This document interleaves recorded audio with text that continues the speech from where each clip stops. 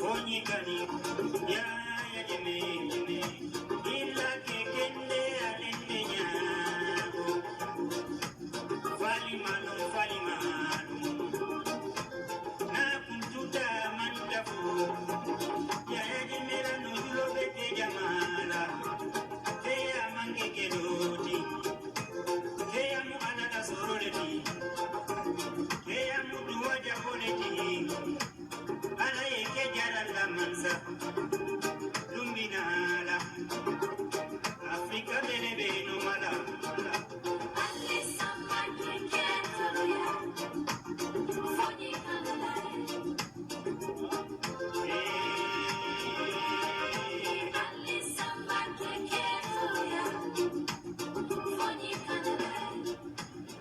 أعوذ بالله من الشيطان الرجيم بسم الله الرحمن الرحيم الحمد لله رب العالمين الحمد لله رب العالمين أعوذ بالله من الشيطان الرجيم بسم الله الرحمن الرحيم الحمد لله رب العالمين الحمد لله رب العالمين أعوذ بالله من الشيطان الرجيم بسم الله الرحمن الرحيم الحمد لله رب العالمين الحمد لله رب العالمين الحمد لله رب العالمين السلام عليكم ورحمة الله تعالى وبركاته السلام عليكم ورحمة الله تعالى وبركاته السلام عليكم ورحمة الله تعالى وبركاته Mange niyo Governor bi ak sefi député yaay company students URI yëpp maa leen a nuyu. My greetings to our host, the governor, the alcalde, the sefulu, the yai compin, and all the people who are here present. Ati iwa kunyine kiyani ni governor sehunu alcalde ya compino ado honna galdo URI suga ida sukunyi. Mange nuyu gaynde dëkk bi gaynde Gambia ni may jigéen yi. I would want to greet the lions of this great region and this great nation, and those are the women. Ati ida kunyine kiyani jamani jarintonga idi kunyi urondi idi kunyi kiendi idi kunyi nagadi. soo déggee tey ñu ngi wax Gambia Yaya Jammeh gannaaw yàlla yéen jigéen ñi la kon man duma leen bàyyi gannaaw. The reason we are proud of the Gambia, people are talking about the Gambia positively, besides God, it is because of you, the women of this country. Atangana awari lenki istukati ni Gambia ala halempale akunya arutu kotondenda asige nyanda kenchabu Kenya tigati ida jarinton kuni konni darudo kuni Gambia ya garu ida akuni. léegi tey mu nekk ñaari fukki at ak ñaar of development yéen jigéeni Gambia soo leen si bokkutoon ni kon dara du am school sa du am. It is almost 22 years of unprecedented development in this country. If it wasn't you, the women of the Gambia, that would not have been easily achieved. Yiri waendo kanya dagaye ado Gambia development angada nya awari adate lekane Allah halemballe akunya arwani jarinto kayan siga halena tema Kenya siga adate lekane kundu mina atiga kon therefore Gambia jigéeni URR the women of URR ati URR yagaru ak suma doom yi jàng yëpp ñu fi nekk school children yi fi nekk yëpp and my daughters and sons, the school children here present. Ati lemu school yagaru na lemu kubenu ga ado yibu yadi sukuni nange ma sutura yal na leen Yàlla sutura. You have firmly stood by me. May God also stand by you. Ati yagadi suturi iwa Allah nyaga na Allah subhanahu wa ta'ala illa na suturi. You have always supported me, taking risk to support me. May the Almighty Allah support you. Amin ya Rabbi Allah ya Rabbi. You have honored me. May the Almighty Allah honor you. Mune dangen ko sutural yalla len Yalla sutural. Agadi sutura iwa Allah nyaga na Allah na sutura. Jigéeni Gambia. Gambian women. Ati Gambia yagaru. sant naa Yàlla bi ma Yàlla joxe jigéen yi because Yàlla xam na ne su ma joxoon góor yi dara du dox loolu da Yàlla jox ma jigéen yi depuis 1994 I am grateful to the Almighty Allah Mune santana mu ngi sant Yàlla for designating all the women of the Gambia to be my only supporters that are loyal, that have unflinching loyalty to me, to the country, and to their families, and to the development of this country since 1994. You see, Allah knows what He is doing.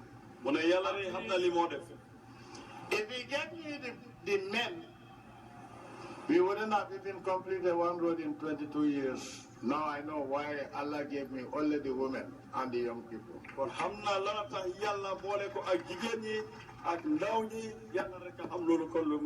Allah na tu hibega sige agada arum kinia na leonna arum kinia akina Allah subhanahu wa ta'ala ngaya na kitu.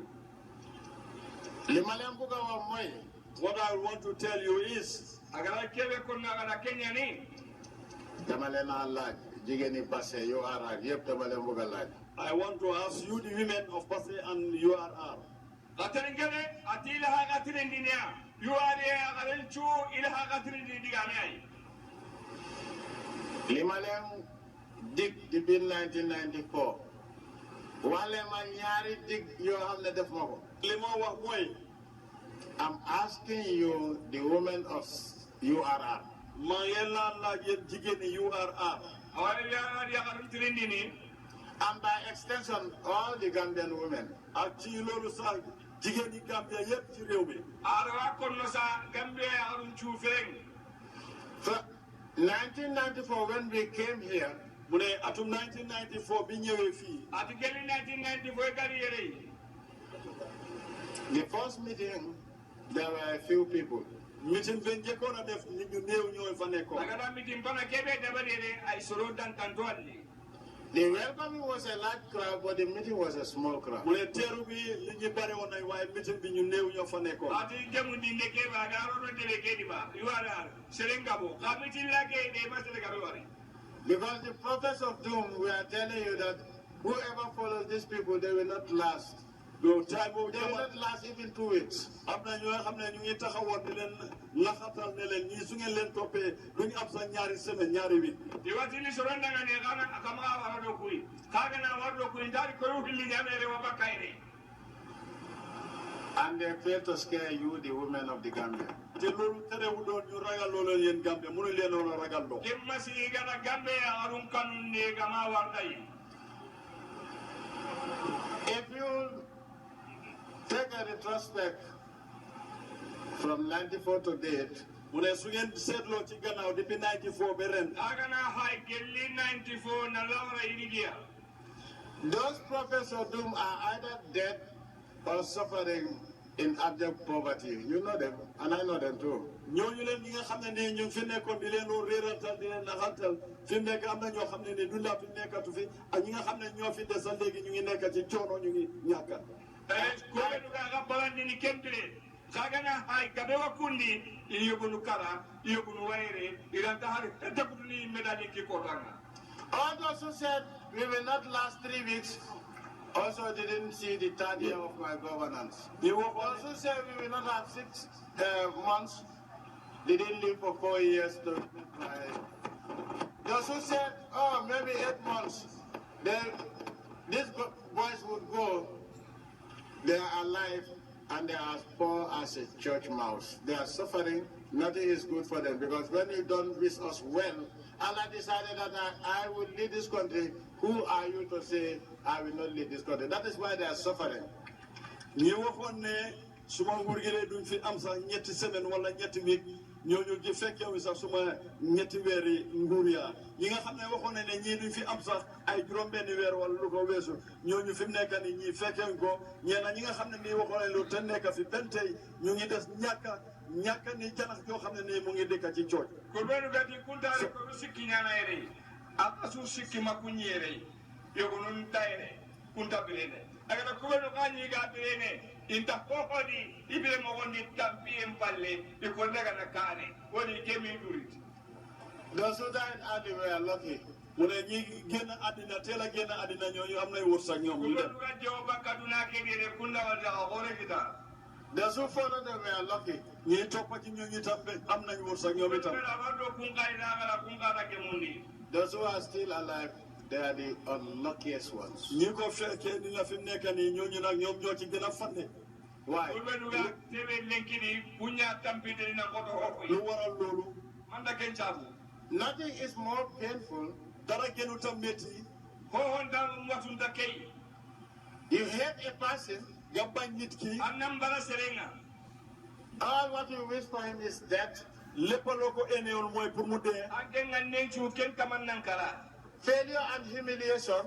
Dara gën sa metti nga bañ nit ene loo ko lu baax yaa nga gis fu moo amee gàcce fu moo daanoo oo dee because loolu la ñu gars yi ene woon. annam bara serenga maho ngania dangani anankara manan kenu magara hohodi anan fela maraga kane anke nganin ni kenya nga dunda nga gis 22 years mu ngi nekk si kanam is rek loolu punishment boo xam ne yàlla rek a ko mun. That is the most painful part. You hate somebody, you don't wish him well, and you wish he goes away quickly, and what happens? You live for 22 years, the guy is going up, and you are going down. That's the worst punishment for a human being, because when you hate somebody, you don't want him to prosper, and every day he's prospering, and you are going down the drain. There's nothing more painful, especially for 22 years. That is why I said all those who are alive, they are in hell, because they don't want to see me, and they will see me for the next 1 million years. There's nothing they can do. li gën a métti nga bañ nit ki di ko bañ guddi ak bëccëg lu toll ci ñaar fukki at ak ñaar yaa ngi ko bañ éneewuloo ko jàmm éneewuloo ko lu baax kooku mu ngi gën di dem kanam rek di dem ca kanam rek yow nga dellu te li gën le moo ne ni ma gën a bañee yow di nga ma fi gis ay téeméeri at yoo xam ne nii doo ci mun dara métti boobu dara gënu ko métti mbokk yi. tampilolo sino hilli ambara serenga sine su anna walla daga na kane anta daga na halle anke bay pilene kebe di kenya ni tampienga ado tora wala ambara serenga ana alla ma gade gene kane hakun kunda ho wala ga yalla ni tampie halle alla nda kenya ngadanga. I remember maa ngi fàttale ko in 1995, ci atum 1995 isimme 1995 that was our second visit to URR. boobu moo nekkoon suñ ñaareeli ñëw ci URR. kana tanu hilli ngalli ha en suron ku URR yere. Who can remember what I promised you, the Gambia women, from this first visit in 1994 to the second visit in 1995? If you remember 5, I promised you more than 5 things. But anybody who can remember 5 major things that I promised you, you come forward. And out of the 5, tell me which one has not been fulfilled. kana mun a fàttaleku 1994 1995 ñaari at yu fi ñëwoon juróomi yëf yoo xam ne ni taxawoon naa fi base dégg leen ko kana mun a fàttaleku loolu ku ci mun a fàttaleku loolu te ci juróom yooyu leen liñ leen digoon kenn defu ko nga wax ko fii. 1994 1995 sino ku hilli be agani kunyinde ngaire ada lahidum kini bason ko hilu kalagi ko gnadi serebe hakkelenga simmene kumpinu kalagi angara wa sikya kanira anni konara anda kedo kya ko ado anda manimenya mandi sunyaba. You look like a full lady. Come forward. Serebe ga lahidini li gelanga tu hinu ku kalagi. But before you answer, how old were you in 1994? mu ne balaa ngaa tontu loolu ñaata at nga amoon balaa 1994. What year are you born? No, that 1996. 1986. How old were you in 94? The first question is, what was the color of the dress I was wearing? li me laa njëkk a laaj moo di mbuba bi mu soloon ban couleur la. Agada kebero ni mani kola na meni. Okay. Uniform nga sol ak red bear. Ban primary school nga nekkoon ak ban class? Man Saint Joseph. Ban class nga nekkoon? maa ngi woon grade 4. Grade 4? Okay, can you remember the name of your headmaster? Yes. Yes? Tres Bajan. Tres. There's no like Tres. Yes, Miss Bajan. I know Miss Bajan, but what is the name? You normally call her Miss Bajan. Miss Bajan. She's still Miss Bajan? Tres Bajan. Good. So you were in primary 3. Primary 4. Now you changed from 3 to 4. No, I said 4. Okay, you were born in 1986, Yes. and you are supposed to have 7 years before you go to school. So 86 plus 7 is how many years? 36 plus 7. What? Was it in 1993? So how come you jumped from primary 1, which would be 93, 94, to primary 4 in 1994? You must be a genius, right? Daddy, I'm right. No, my daughter will not fool me. So Daddy, I'm not fooling you, Daddy. Okay, good. So now tell me just 5, because I know at that time there were 42 things that were urgently needed in this place. And I told the Gambian women then, because they were the bravest, up to today you are the bravest, and I told them that there will come a time when I stand before you and you cannot have more than 5 complaints, and this is what happened today. limlela wani modi jamono jojalan tawat biñu amon kera rek degona lu tol ci ñeen fukki tawat ak ñaar mu wax leen tamit booba ne dina amee jamono bés dina jot dina taxawee pour lépp lu ngeen maa bugg a laaj du ngeen ko mun a te am te ci jamono jooju lañ toll fii ati kempakati tan naate ɗon naato haaju aɗa keña koye gankawa aka demana keɓe da tiɗa o namugu ka ko tawarne naari sigere ka dentirine kumpinoyi After we left, mu ne gannaaw biñ demee ɗi gataga halle Iblis uncles in human form told you, you people have no sense, you are not even intelligent. What Jara couldn't do in 30 years, you expect these small soldier boys to do it. Today, I raise my hand because I don't worship any human being. I don't worship any Western power. I don't kneel down before anybody except my mom and the Almighty. So now, mu ne léegi can you tell me only 5 out of 42? Yes. Agriculture, hospitals, What did they say about the hospitals?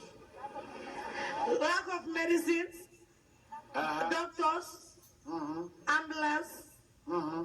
schools. But you got some of them wrong. Correct. But I'm asking for 5, and what you name so far? I'll let 3. Yes? Are you a Fuller? No, I am a Jahanka. What's the difference? I'm not a Fuller. I'm a Jola, I'm not a fool. Oh, you are a Jahanga. Fullers are my slave. Okay, you are a Jahanga. Yes. Yes. You are supposed to answer a question. Yes? Yeah, the 5 things that I can remember. No, now you should remember 7 because it started with 5. Well, I can remember only 5, I think. How old were you? Then I completed my secondary school. Oh, you are very young, eh? So you are about what, 42 years? I am 39 years this year, this May. Yeah, tell me 5, different from what she said. The reason why I mentioned education, Uh-huh. then farmers were unable to send their child to school because of school fees. They were saying that school fees was too high on them, and the feeding of the family was also expensive on them. So those were the complaints that they made to you. So how come did you go to school? Pardon? Oh, yes, you heard me. Okay, continue. She said something very important. Number 2, Uh-huh. that's the Basse Soma Road. Uh-huh. Then we have a very bad condition. Mm-hmm. And you also promised to You know why the road was not at that stage like that? Because Fullers are acrobats, gymnasts. And so in order to perfect your gymnastics, that was why the road was like that.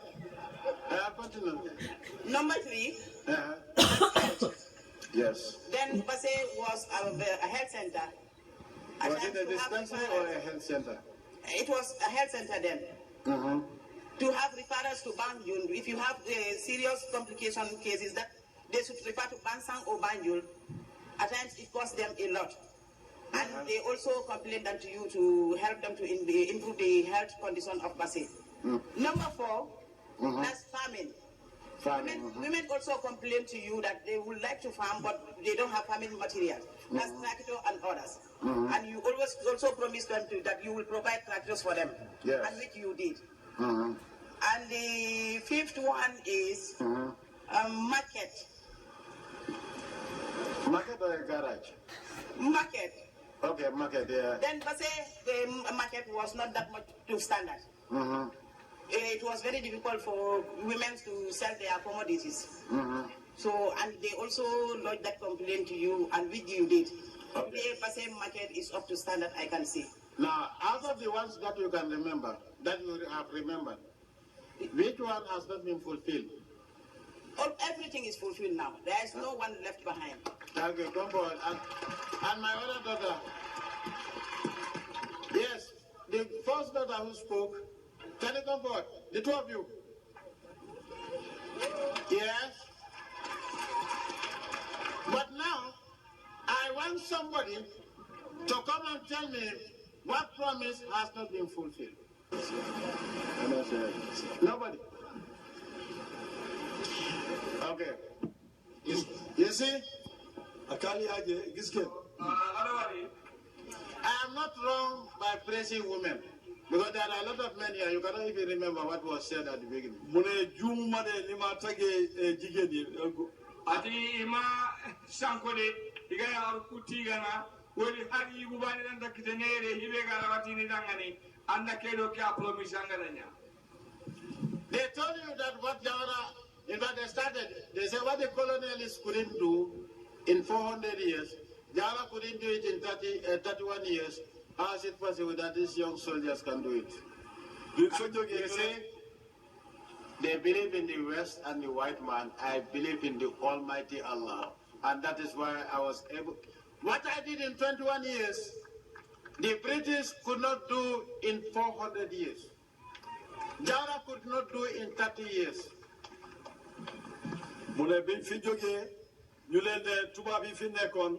noto ñu ñeneen ci téeméeri at luñ mënut a liggéey nguuri ja war a ñëw fanweeri at ak dara mënuñ ko fee def ñii soldat yi ndaw yi la ñëw di leen wax waxi picca di leen lax fii luñ mën a def ci at yi ma toog ci nguur gi fii ñeneen ci téeméeri at yi tubaab yi ak ñi fanweeri at ak benn bi fi nguur gi fi nekkoon di nguuri jawara defuñ ko fi ati iga giriere soron girina dala dangani biltisinu tuwamul kumalengele kamona adisine iga kodi kebe dabarni dawara riere adi governmenti sanji kesine iga kodi hibe dabarni yere ku sordasu nalli sasa kunanti kulla ken dabarni iranta dabarni adi gallinga nyakonna wadatam ku olu bopam ne dafa répété wa basela o why you are bugana 5 ñu ñëw wasma doom yi bokkuñ ci Robe yodo tati volunteers.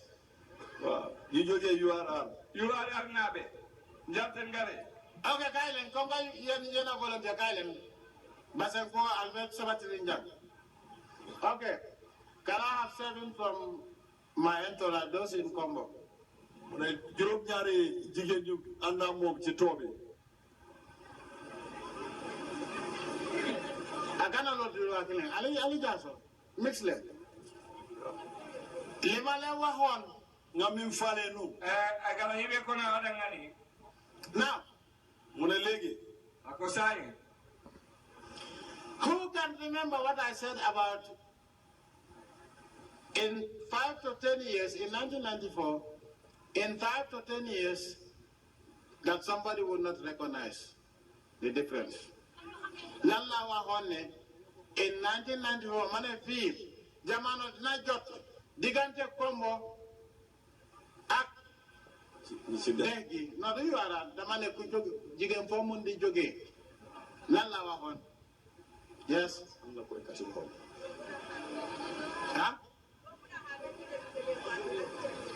jigen bu joge Banjul ak bu joge ci Kombo e ko Kombo musolo ani mbase musolo ndebola nyoto ngo ani mako base do ngo dambe musolo même bota ko koyna ani même bota nan kata nim Banjul lumbe sila si bendu lato ete bola nyoto munat na ngawo fono at that time munat na ngawo fono me anna yofo o taimo ani sai woli manke kilindi bi musol tel mbete mbomen watu mo muneketa munat na ngafo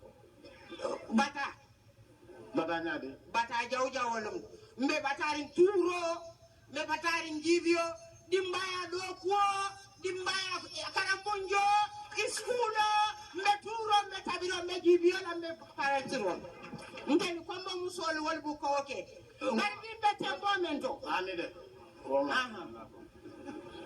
ndey kumba foba I think you are 5 months. Assalamu alaikum. Alaikum salam, yes. Yala telefa wanya ni kwa dai kuma ite makiwata. Jamana yanule genya. Jamana yanule genya sekati fonyi di Congo. Interpret. Uji kerja. Uji kerja panumani. Le kumani Yo, wo jamana ekata mo men foten.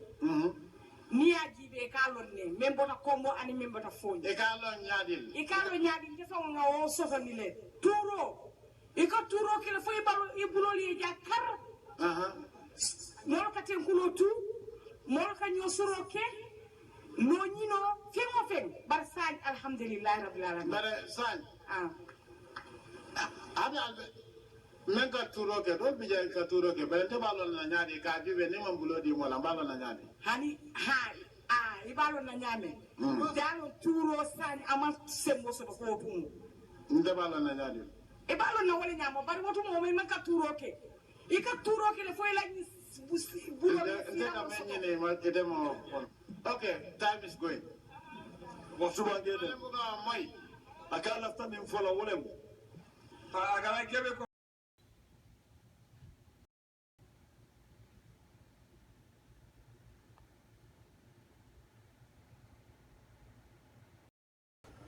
Wakombo Akwa provinces from Bullock down, Nangale na Hame, say yere inyo solsa bahut. Kobo kol kabo bloka da fo bolgo reke sute nyadile ila sitifano min ikadu. Nga file ko ni ala sonta. Te pasika sila ni muso bota na kombo, ani membota fonyi o minto Gambia kono. Itam sute no la jimale bota kombo ani jimale. ati hakkati ngarini Anu nga file ko mega be muso be kala diri yanke di be kanya. Membota kombo ani bina tawala. Can you see any difference? Muna ndax bu gëna gis ben outé ci ñi.